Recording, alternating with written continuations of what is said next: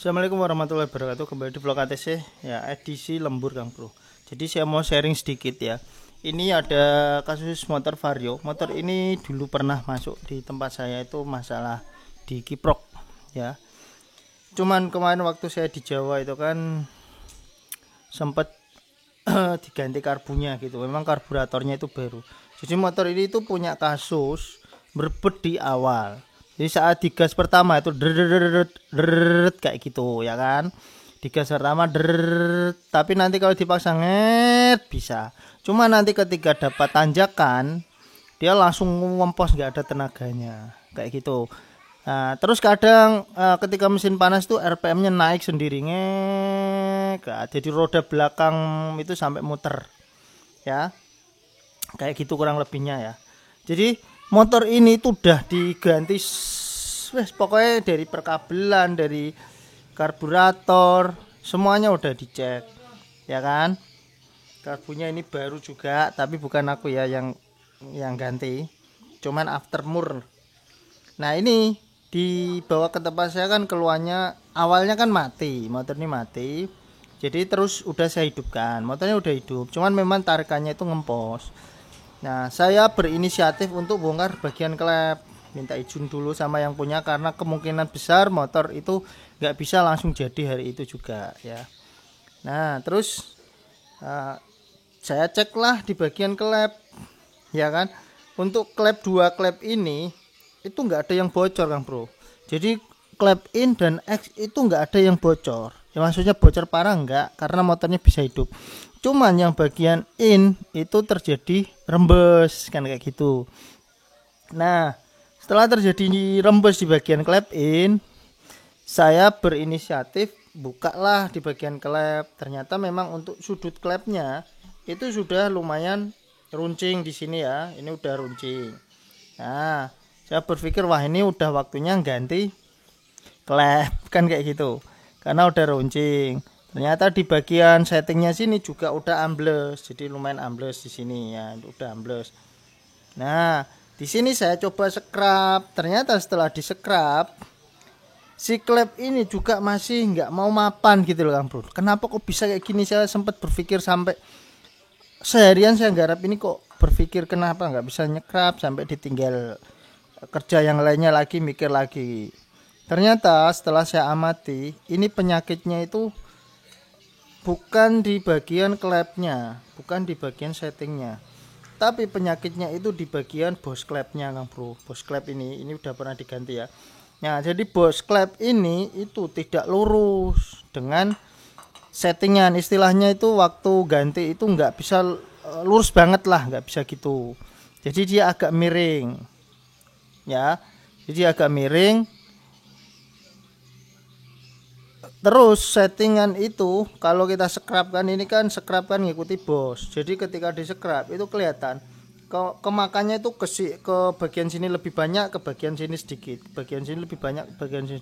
Padahal scrub itu normal, nggak ada baling atau oleng ya batangnya.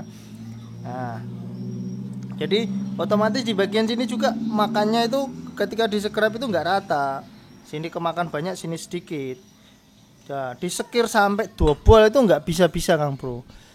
Kalau pakai klep yang lama lagi, yang ini itu kalau kita amati dari sini itu nggak ada terjadi bocor, rapet ya, rapet kalau pakai klep yang lama.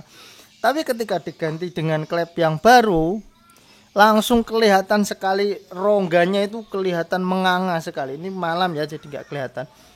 Kalau dikasih klep baru gini itu kelihatan menganga gitu, kelihatan cahayanya gitu loh. Kalau klep yang lama kayak gini itu langsung nggak ada cahayanya sama sekali, rapet. Nah, disitulah saya berpikir, wah ini kayak apa ini? Kalau permasalahannya itu kan bocor. Sedangkan klep ini udah aus. Kalau kita paksakan pakai klep ini pasti tetap aja bocor kan kayak gitu. Nah, kalau kita ganti bos klep ya tetap nanti ngikuti jalurnya lagi. Nah, akhirnya saya berinisiatif untuk melakukan penggantian seset kayak gini Kang Bro. Nah, ini udah saking buntunya ini. Nah, ini saya ganti seset kayak gini. Saking buntunya. Ya. Ya. Nih, tapi ini nanti saya akan eh, buka ya, saya cek juga maksudnya bos klepnya, terus eh, seal klepnya juga kan kita cek, lihat nanti bocor enggaknya kan gitu, kita sekir lagi.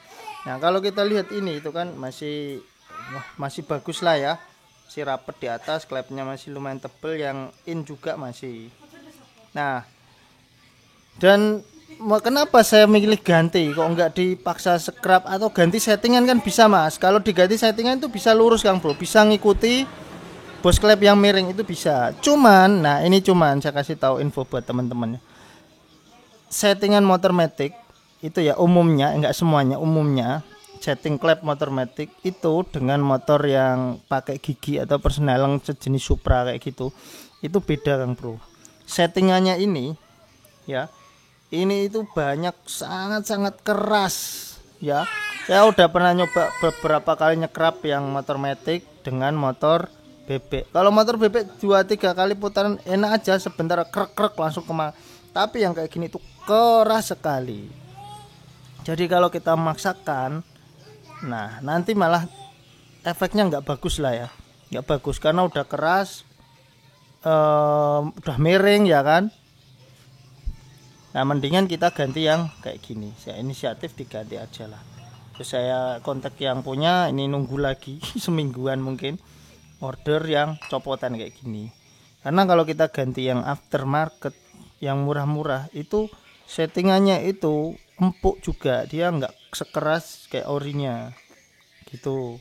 Jangan motor matic itu perlu sekali settingan ini keras, karena motor matic itu kebanyakan tarikan awal itu menggunakan RPM tinggi. Kalau ininya empuk dia gampang jebol. Ini yang nyata-nyata keras aja jebol ya kan. Kemakan sebenarnya sih kayak gini jebolnya akibat awal mulanya si bos klep. Ya akibat apapun itu kan, intinya kan dia itu perlu komponen yang bagus gitulah. Nah jadi saya ganti ini ya, mudah-mudahan setelah diganti ini nanti motor itu enggak ngempos lagi, tenaganya enak dan ya enggak boros motor, karena motor itu udah boros, enggak ada tenaga, nanjak enggak kuat kayak gitu. Nah masalahnya di klep yang rembes. Tapi ketika diganti klepnya itu enggak mau mapan di settingan, maunya pakai klep yang udah runcing kayak gini. Itu permasalahannya, makanya saya ganti karena bos klepnya itu miring gitu ya. Wis gitu informasi dari saya sementara, mudah-mudahan bermanfaat ya. Jadi siapa tahu teman-teman punya kasus yang mirip-mirip kayak gini, motor yang ngempos gak ada tenaganya, boros, nah bisa cek di bagian ini. Kalau di bagian ini kok misal disekir, kan kemarin ada yang nanya juga, disekir sampai lama itu kok nggak mau lurus terus ya, miring terus, maksudnya bocor terus ya. Nah bisa jadi kayak gini kasusnya, kayak ini di settingan itu nggak lurus dengan bus klep ya, istilahnya kayak klep gini lah ya kan. Ini untuk settingan, ini untuk bos klep. Jadi antara payung klep dengan batang klep itu harus jajar. Kalau nggak pas posisi di tengahnya, nanti klep itu nggak bisa mapan total. Yes gitu. Jangan lupa di like, subscribe. Nanti cobalah saya sepilkan, kalau sempat saya sepilkan motornya. Hidupnya gimana, naik turun atau enggak gasnya. Oke Kang Bro, ini hasil setelah saya pasang ya. Saya coba apa ya, posisikan langsam terendah, tapi dia masih bisa.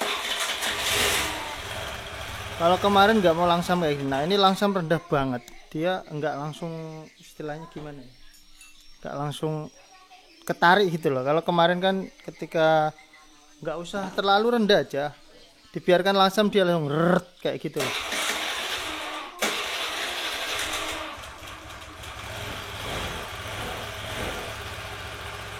Nah ini kan misal saya posisikan langsam seperti ini, nah ini kan motor masih enak nyalanya. Ini cuman bagian sana ya bunyi ya. Nah ini masih enak nyala, digeber pun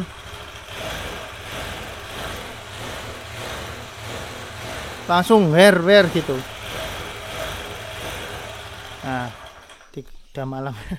Digeber dia langsung respon kayak gitu. Kalau kemarin digeber itu kayak berat dulu baru kalau dipaksa naik dia. Nanti terus gasnya itu naik turun.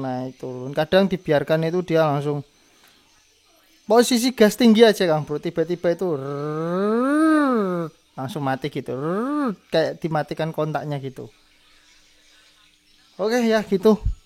Ini kop ya yang kita ganti ini. Ini kebetulan saya beli murah aja. 100 berapa lah sama ongkirnya, nggak sampai 200.000 lah. Oke. Udah ada klepnya juga sama per klepnya udah. Termasuk ada isinya, cuman nggak ada noken asnya. Oke, gitu aja dulu yang bisa saya share. Wassalamualaikum.